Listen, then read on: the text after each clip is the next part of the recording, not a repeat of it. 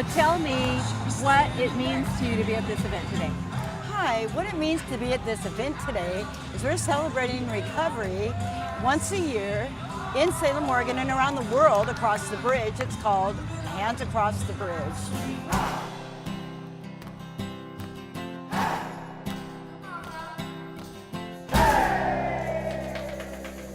So when I first met Jill, she was struggling quite a bit. So that experience came with a lot of pain, a lot of palpable pain. And what was always interesting to me about my interactions with her is that no matter how much she was struggling, there was always connection and kindness and warmth. I needed a way to pick up my daughter in Vegas to meet my dad. We always had a mutual meeting ground in the LA area where we would kind of meet her in Vegas, and then I would drive back up here. And because I didn't have a car, my friends in high school gave me a brand new car off the car lot and told me it was okay, go pick up your daughter. I got in the car and proceeded on down towards California. I got there a little bit early because on the drive there, I did go into a psychosis. And I'm at McDonald's wondering where they are and thinking that my dad was going to keep my daughter from me. And then the following evening, my dad did show up and we got into a dispute, which we have never done.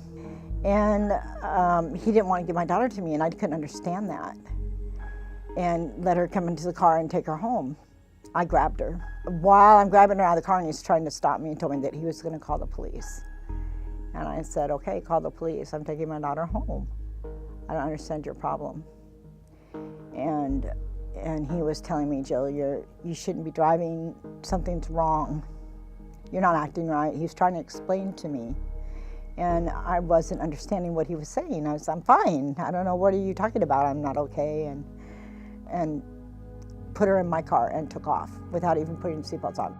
Probably back then it would be kind of like an Amber Alert that went out along I-5. They were looking for me.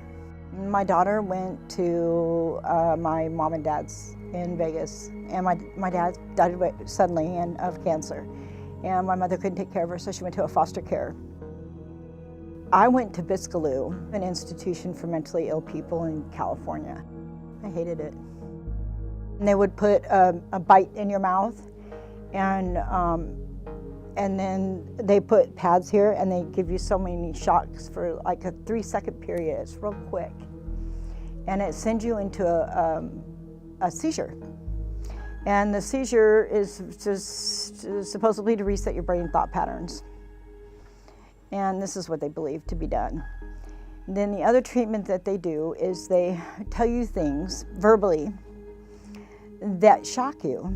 That my dad was a terrible person and that he didn't love me and things like that. And of course, that shocked me. I was in isolation, I think, for the first 2 years. Then they transferred me to like an outdoor facility.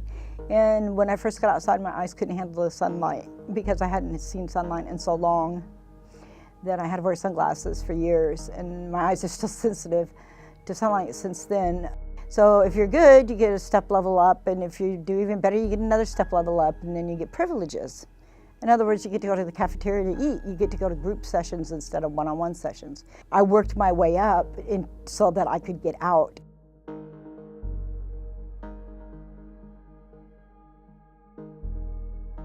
And so I ended up down in the gut of LA, and there's a place called Grapevine Row. And it's a row of cardboard houses where homeless people live, right downtown LA, which was probably about a mile and a half or so away from the facility. I got arrested for vagrancy, and then they ID'd me, and I went back to Biscaloo.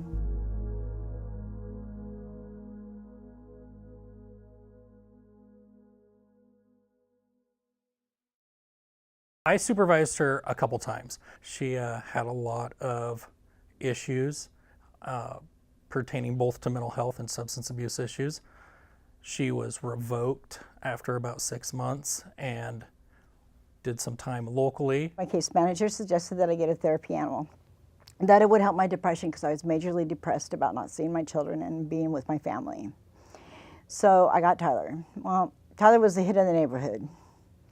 And everybody wanted to meet Tyler. It wasn't me they wanted to meet. Cleveland Smith was a gang member in my neighborhood who ran the drugs and whatnot. And he was Jennifer's boss. Very scary to me, very intimidating individual. And he kidnapped my cat, Tyler, and held him for ransom for $40, which I didn't have. So I borrowed the money from a taxi cab driver that was a friend of mine, and I paid the $40. And a girl I didn't know showed up at my front door, and we exchanged and handed back. She handed me the cat, and I handed her the $40. And that evening, he came back and said I still owed him $40 more. And I said, well, I didn't have it. And he said, well, I have a check for you to cash. If you cash this check, you'll have the $40. So I went to the check cashing place. This is where I go to cash my Social Security check to pay my rent. And they had been there previously and couldn't cash it because the check was no good. It was Cleveland's girlfriend's mother's check, and it was her birthday. And so she wrote in a different amount on the check than what was there. And I said, well, that, you know, and she goes, well, my handwriting looks enough like my mom isn't going to care. I'll let her know I did it. And naive me said, oh, well, sure, you know. And they waited out in the parking lot, and the police knew that they had given me the check, but yet there was nothing they could do because I was the person trying to cash the check. And so I was the one who got arrested for forgery and identity theft at that time. That story's pretty common, and those people will recognize that someone like Jill or one of my other clients with mental health issues are easily manipulated. They figure that out really quickly, and they can convince those people to do something for them. I know of individuals that I've supervised that have been convinced to turn over their Social Security checks. I've seen clients that will sell their medications. So they will say they'll buy them from the individual, meet up with them, and just take them from them. And then your client's left without their medications. It happens all the time. Things didn't work out with Jennifer and I living together, and I moved in with a guy named Alex. Alex is having a party over at someone else's house, so we get in the car and we drive over to his friend's house over by the state police department on Portland Road. And they decide that they need a beer run, and so they asked me to make the beer run, and I said sure, and gave me the keys. And I didn't know Alex had a car, but he's the one who had the keys. And so I was a little suspicious that, you know, whose car is this, you know? And when the police stopped, I pulled over right away. So I gave them the directions of where the house was, because I didn't know the address. And when they asked Alex, he said he didn't know anything about the car being stolen.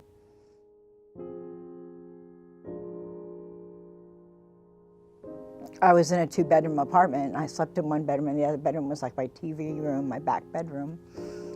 It was terrible. I got assaulted. I got burglarized. Nothing was attached. Everything and anything could go out the door at any time. And people came in and out of my home that I didn't even know, and move in and move out. I got to the point where I couldn't handle it anymore. Not only did I not feel safe in my own home, then I felt like I didn't even have a home because the eviction notices that I couldn't meet the increases in rent. I didn't know how to budget the money out. It was really interesting working with Jill when I first met her because I had never really met anyone like her. I was impressed with her resourcefulness. At the time, she had an income of, I think, a little less than $700 a month. Her rent, I think, was $525 or $550. The lion's share of her money was going to rent, and the balance of it she was paying for cat food and quarters for laundry and bus passes and all the other things that you need, internet, cell phone service, and she was able to navigate all of it. She had a lot of different services that were working to support her. I remember Commissioner Carlson contacting me about Jill, a person that she knew in the community that was suffering from a mental health crisis, and it fit very nicely with our crisis outreach response team in terms of follow-up. So I referred the information that I received over to our crisis outreach response team. At the time it was Deputy Rao and a clinician, and they went out and met with Jill and actually were able to help her through some of the issues that she was facing, the roadblocks, and help develop a safety plan and connected her with services. Kevin Rao, the whole time that he had been trying to teach me something, and I couldn't understand the philosophy or the thought process, until one day when he came over and he said, put yourself, because someone had assaulted one of my cats, and so I'm calling 911 because they hurt my cat, and that was kind of on a regular basis, to the point where they just didn't come out anymore and they let me handle it. So he came over with his team, and they came over in plain clothes so that they wouldn't trigger my anxiety and things. And he said, Jill, put yourself in your cat's paws. Make yourself as important as the cat. Make yourself first, and then everything else will fall into place. And for some reason, the way he said it to me that day, it clicked. When I first met Jill, she needed a lot of assistance. We did peer support. We've done a lot of different things. Budgeting, getting her signed up for housing, following through once she got her housing voucher, getting into other housing, getting her transferred into a bigger housing place where she had more stability, getting her to the point where she was able to go and take her own peer support training and be able to help out members of the community with her own story. So she has grown a lot. So Sandy, who is my dearest friend, her and I went apartment hunting. No one wanted to rent to me because of where I lived. No one wanted to rent to me because of my income and my background, my criminal background. I was paying $35 and $45, and you know, pretty soon the little bit of money I had saved up for a deposit was gone because we had been looking for 7 months almost, it seemed like. And I kept getting extensions from City of Salem Housing so that I could look some more. And we came into this apartment in West Salem. It's beautiful. I get sentimental. It has been so amazing for her to be there.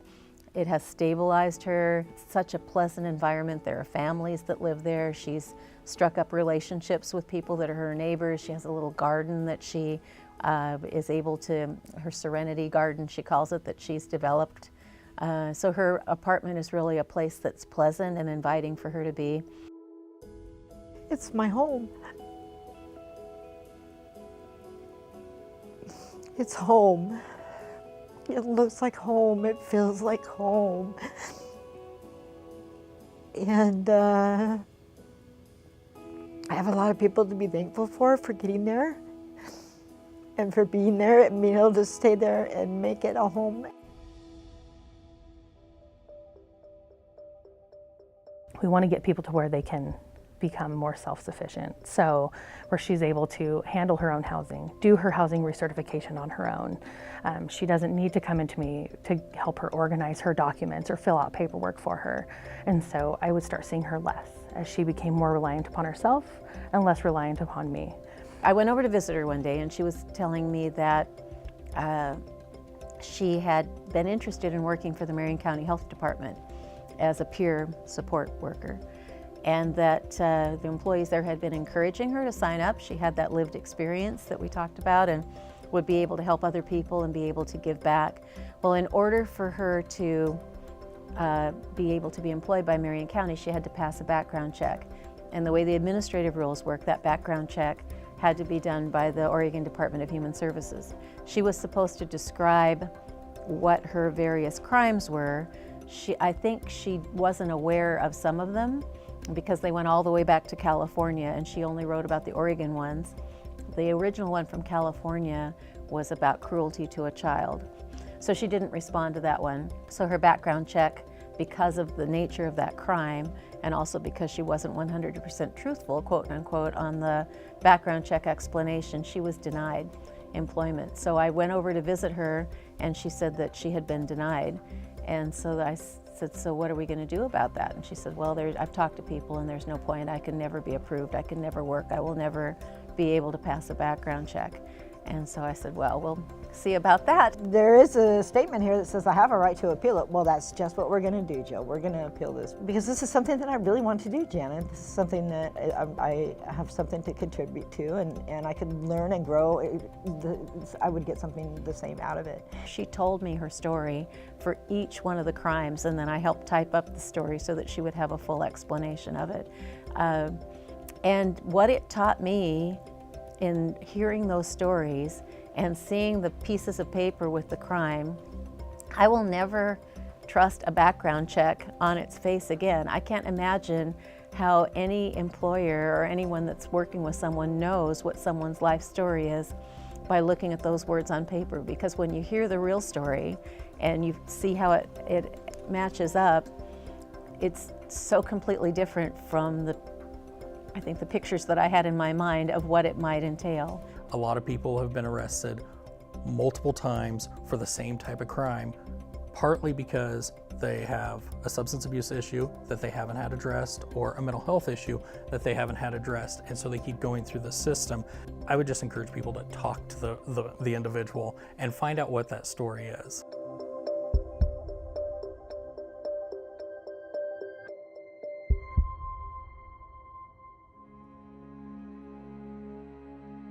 So she made the decision that she wanted to see her children, and she had been corresponding with them, I think, through Facebook.